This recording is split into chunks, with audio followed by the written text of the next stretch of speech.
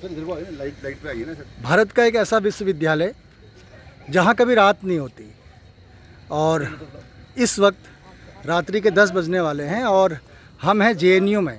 JNU एक ऐसा विश्वविद्यालय है जहाँ पे कहते हैं कि रात नहीं होती, और यहाँ बच्चे दिन और रात एक करके पढ़ाई करते हैं। यहाँ का विश्वविद्यालय अपने आप में एक अनूठा विश्वविद्यालय है, और यहाँ का जो पुस्तकालय है वो विख्यात और विशाल है। यहाँ पर कुछ बच्चे हमारे साथ हैं और मैं जानना चाहूँगा जेएनयू इनकी नज़र में, जेएनयू आपकी नज़र में,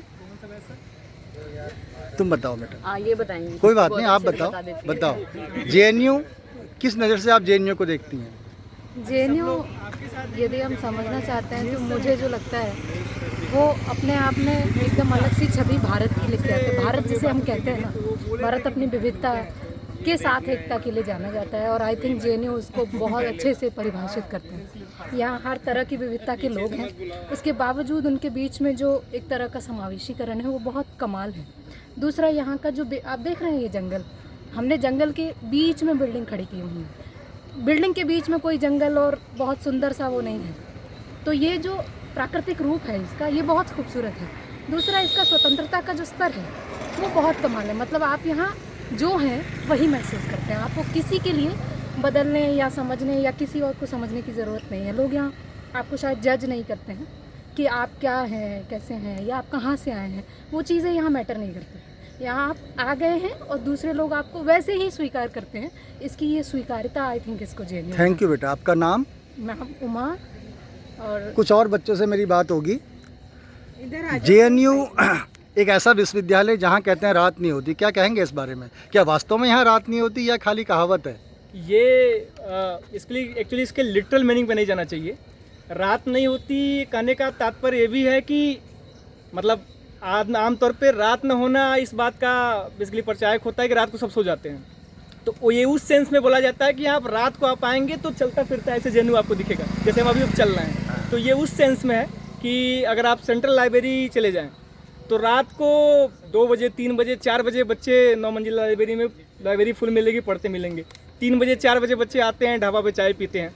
तो ये उस सेंस में है कि जेएनयू कभी रात नहीं होती है। जेएनयू की दीवारें बोलती हैं, ये भी एक बोला जाता है कि जैसे आप जाएंगे तो हर दीवार पे आपको स्लोगन्स मिलेंगे, प्रोग्रेसिव स्लोगन्स मिलेंगे, अच्छे अच्छे जो ऑथर्स हैं उनकी बातें लिखी मिलेंगी। तो ये एक मान्यता है और हकीकत भी है कि जेएनयू ये मानता है कि इस संसार में, केवल इंडिया में ही नहीं, संसार में बहुत सारे ऐसे लोग हैं जिनकी आवाज़ दबी हुई है, और उस आवाज़ को उठाने का जिम्मा जेएनयू को लगता है कि हम जैसे विद्यार्थियों को होना चाहिए। जैसे भगत सिंह भी कहते हैं कि अगर शिक्षा का उद्देश्य केवल नौकरी करना, क्लर्की करना है, तो ऐसे शिक्षा को मैं निरर्थक मानता हूँ। अगर आपको शिक्षा होने के बाद भी आपको ये नहीं पता है कि हमारे देश व्यापार में अगल बगल की दुनिया में क्या चल रहा है, तो शिक्षा क्या मतलब है? तो एक विद्यार्थी के तौर पर हमारा एक, मैं कहूँगा, उत्तरदायित्व बन जाता है कि हम उन लोगों की आवाज़ बने जिनकी आवाज़ लोगों तक नहीं पहुँच पाती है। जेएनयू करता है। शाबाश। आपका नाम? मेरा नाम मृत्युंजय है। धन्यवाद मृत्युंजय। जब भारत में ऐसे बच्चे होंगे और जेएनयू में इस तरह के बच्चे होंगे तो निसंदेह भारत विश्व गुरु बनेगा, और ऐसा हमारा मानना है। और जेएनयू में रात नहीं होती का हमारा भी तात्पर्य यही है कि यहाँ पर बच्चे पढ़ाई करते हैं, मेहनत करते हैं और अपने सपनों को साकार करने के लिए दिन और रात एक किए हुए हैं। थैंक यू बेटा, थैंक यू। ये मेरे साथी हैं।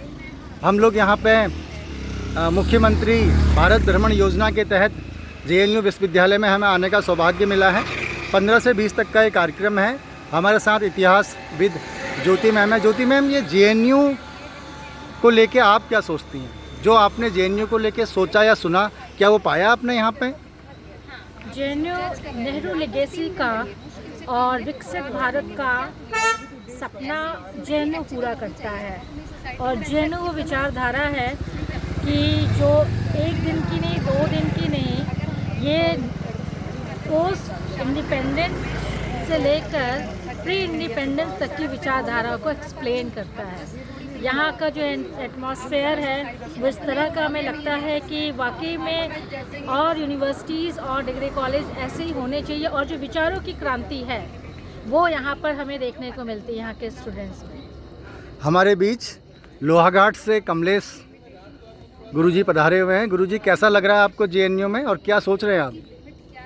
सर, यहाँ आकर मैं बहुत ही आनंदित हूँ, और जिस तरह का वातावरण, शैक्षिक वातावरण विद्यार्थियों के लिए होना चाहिए वैसा वातावरण यहाँ पर है। और मैं तो अपेक्षा करूँगा कि भारतवर्ष का प्रत्येक विद्यार्थी इसी जेएनयू की तर्ज पर आगे बढ़े और अपने स्वच्छंद विचारों से वह इस राष्ट्र को और अधिक सशक्त करे, मजबूत करे। हम देख रहे हैं कि यहाँ पर आकर प्रत्येक विद्यार्थी एक नई ऊर्जा से भरा होता है और उसमें नई तकनीक और नए विजन के साथ में वह कुछ करना चाहता है। और यहाँ के जो विद्यार्थी, यहाँ से जो भी पास आउट विद्यार्थी आज भारतवर्ष ही नहीं पूरे विश्व में भारत का नाम रोशन कर रहे हैं। मेरी बहुत बहुत शुभकामनाएं हैं इस विश्वविद्यालय के और अधिक उन्नत होने के लिए। धन्यवाद डॉक्टर साहब। हमारे बीच में इस टूर के nodal officer professor Chaturvedi sir हमारे साथ हैं। सर, कैसा लग रहा है जेएनयू आके और जेएनयू आपकी नज़र में? पहले तो मैं आपका प्रशंसा करता हूं कि आपने बच्चों का भी इंटरव्यू लिया और जेएनयू जैसे विश्वविद्यालयों में जो उन्मुक्तता, जो स्वच्छंदता, जो स्वतंत्रता आप बच्चों के माध्यम से सुन पाए हैं। और जैसा कि आपने कहा, ये स्वप्न भी था या जानकारी भी लेना चाह रहे थे कि बच्चे रात को ही क्यों ऐसा घूमते हैं, तो उन्होंने अपने बारे में बताया कि ये प्रकृति के सुरम्य वादियों जैसा बना हुआ है। दिल्ली जैसे शहर में यहाँ पर हर बिल्डिंग पे कुछ न कुछ ऐसा स्लोगन लिखा हुआ है, वो सबको प्रेरणा देती है। और हम लोग सौभाग्यशाली हैं मुख्यमंत्री पुष्कर सिंह धामी जी का, जो हम लोग लगभग 40 प्राध्यापक इस ज्ञानवर्धन प्रशिक्षण योजना और शैक्षिक भ्रमण के तहत हम आए हैं। और निश्चित रूप से हम लोग कुछ सीख करके यहाँ से जाएंगे और अपने महाविद्यालयों में कुछ नया करने की कोशिश करेंगे। इसी शुभकामनाओं के साथ इस जेएनयू का भी धन्यवाद करते हैं कि जो प्रोफेसर हम लोग को कुछ ज्ञानवर्धक चीज़ें बताते हैं, समझाते हैं, उसको जीवन में पहले तो अपने उतारें, फिर वो बच्चों को भी हम उसको देने का प्रयास करें। धन्यवाद सर, धन्यवाद। आप एक अच्छा काम कर रहे हैं और आपने उच्च शिक्षा के 40 युवाओं को जोड़ा है, इसके लिए आप बधाई के पात्र हैं। Thank you so much. हमारे बीच में एक युवा तुर्क हैं, संदीप जी। संदीप जी, आपका विषय इतिहास है। इतिहास की नज़र में जेएनयू को आप कैसे देखते हैं? सर, पहले तो आपका धन्यवाद कि आप इतने ज्वलंत मुद्दे पर कि जेएनयू और इतिहास। तो जेएनयू जैसा कि नाम है कि जेएनयू विविधताओं का इतिहास है। विभिन्नताओं में एकता को प्रदर्शित करता है। देश के कोने कोने से जो है विभिन्न विचारकी हमारे जेएनयू में आती हैं और उन विचारकियों का एक समेकित रूप जो है जेएनयू प्रदर्शित करता है। और जो ना तो धर्म, ना ही अर्थ, ना ही जाति, ना ही लैंगिक और ना ही किसी प्रकार के भेदभाव को स्वीकार करता है, बल्कि वो केवल एक चीज़ को स्वीकार करता है, वो है तार्किकता, वो है वैज्ञानिकता।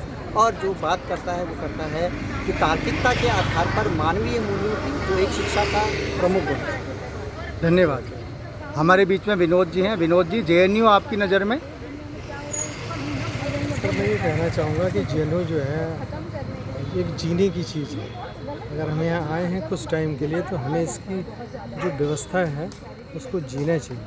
और मैं कहूँगा कि जो भारतीय तंत्र है, भारतीय तंत्र में विविधता में एकता का संगम है यहाँ। और जो हमारी संवैधानिक प्रक्रिया है जिसमें समानता, स्वतंत्रता और पूर्णता की जो अवधारणा है वो वास्तव में इस विश्वविद्यालय में हमें देखने को मिल रहा है। जो यहाँ का शैक्षिक माहौल है और जो यहाँ का एक पूरा वातावरण है जो शिक्षा में है पूरी तरह से, उसमें जो मानवीय विकास, जो उसके मस्तिष्क का विकास है, वो सर्वोपरि विकास के लिए और भारतीयों के लिए बहुत ही महत्वपूर्ण है।